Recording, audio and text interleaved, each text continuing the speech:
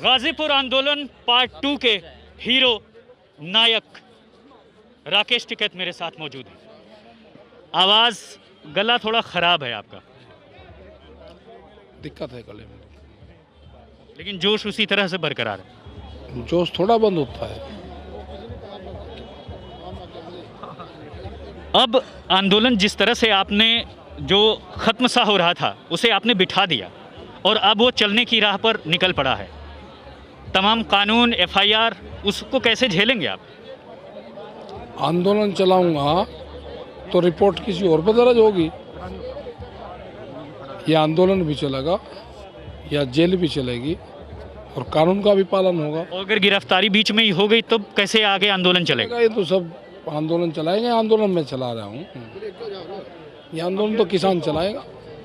2 महीने तक कोई भी राजनीतिज्ञ नहीं आया। अब मनीष सिसोदिया, अभय चौटाला, अलग अलग नेता जो है स्टेज शेयरिंग कर रहे हैं। क्या मायने हैं इसके राकेश जी? नहीं, स्टेज पे कोई नहीं गया, पीछे से समर्थन है। नहीं स्टेज पे नहीं, स्टेज से नीचे बैठते हैं।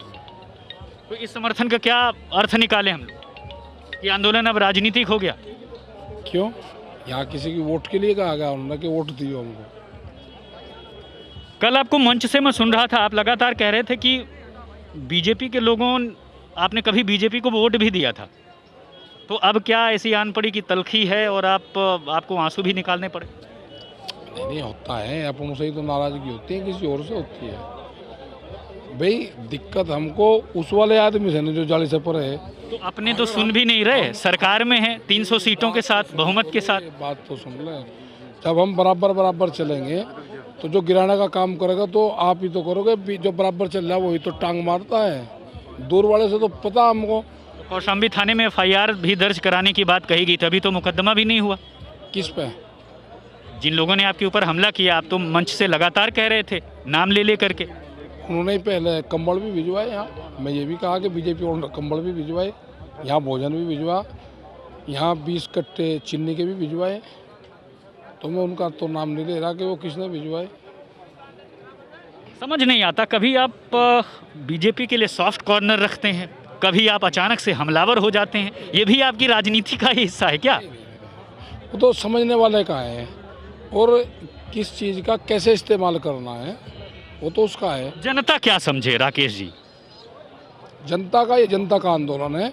जनता ये समझ ले कि ये आंदोलन जनता का है, ये रोटी का आंदोलन है। रोटी तिजोरी में बंद होने वाली है, रोटी को तिजोरी से बंद होने से बचाना है। जो रोटी खाता होगा, ये आंदोलन उसका है। आपके आंसुओं में बड़ा दम था, हजारों लोग इकट्ठा हो गए। अभी तो आंसू गिरे हैं, जिस दिन अगर खून गिर जाएगा मेरा, जब क्या होगा? क्या होगा बता दो क्या होगा? आपकी आंसुओं की ताकत तो सबने देख ली, तो आप खून भी बहाने को तैयार हैं। मैं ये कह रहा कि जिस तरह से सरकारें लग रही है ये गलत चीज़ है। ये आंदोलन वैचारिक आंदोलन है, ये विचार से उत्पन्न हुआ आंदोलन है। इसको विचार से ही बंद होगा, ये डंडा और गोली से बंद नहीं होगा। भावुक होने के पीछे का कारण नहीं पूछा जाता। कहते हैं जब आदमी रोता है तो उसका दिल रोता है। क्या प्रशासन से डर गए थे या फिर अचानक से कोई भाव ऐसा आया? प्रशासन से कोई डर नहीं लगता। प्रशासन अगर काम ठीक करे तो कोई दिक्कत नहीं होती। प्रशासन के साथ में किराए के गुंडे लाके और उसका इस्तेमाल करें, प्रशासन कोई डंडा नहीं। कौन सी ऐसी बात थी जिसने आपको इतना कचोटा कि आंसू निकाल दिए? जब किराए के गुंडे पब्लिक आगे लेके, पीछे से पुलिस सपोर्ट देती है कि हम तो डंडा नहीं चलाएंगे, पब्लिक वो चलाए। उससे एक साजिश, जो साजिश रची जा रही है, उससे हमको हुआ है। प्रशासन के जो कानून में रह के काम करो, कोई दिक्कत नहीं है। हम भी जानते हैं आंदोलन कैसे होता है। और आपकी हल्की सी मुस्कुराहट देखकर मुझे भी महसूस हो रहा है कि जिस तरह से आपके आंसुओं ने दम दिखाया है, ये एक आंदोलन फिर चल पड़ा है जिसे गाजीपुर पार्ट 2 कहा गया।